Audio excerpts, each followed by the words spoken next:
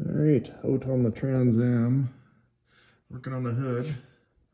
So this is the under the hood. I prepped it the last couple days, got it ready for paint. But while I was looking at it, this structure had come loose from the skin, so I had to just clean it up a little bit and put some JB weld in there. So that's fixed. Now it's good and solid again. It's not separated anymore, which is awesome. Oh, might have to do that one. So that's what it was doing. Just a little bit of a movement there, so I'm gonna have to fix these two, I guess. It looks like they've pulled apart. Yeah, it's just a constant.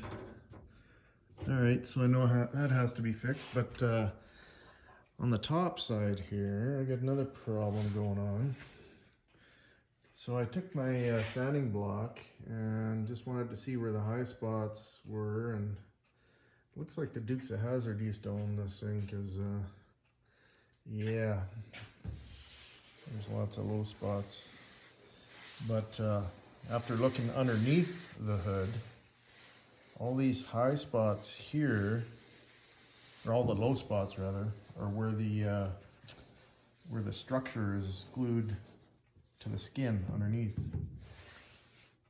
what I just showed you. So yeah, it's kind of pulling everything together, and so anyway, that's gonna just take a skim of filler, that'll fix that.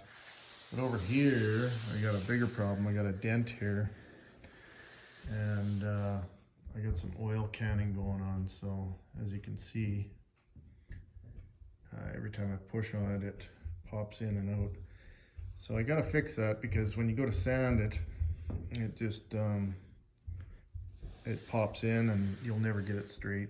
So what I'm gonna do, and I don't want to wreck this hood because they're expensive as hell, and this one's relatively good. Well, it's pretty straight except for this part. I'm gonna put some heat on the other side underneath, right where that little dent is, right in here.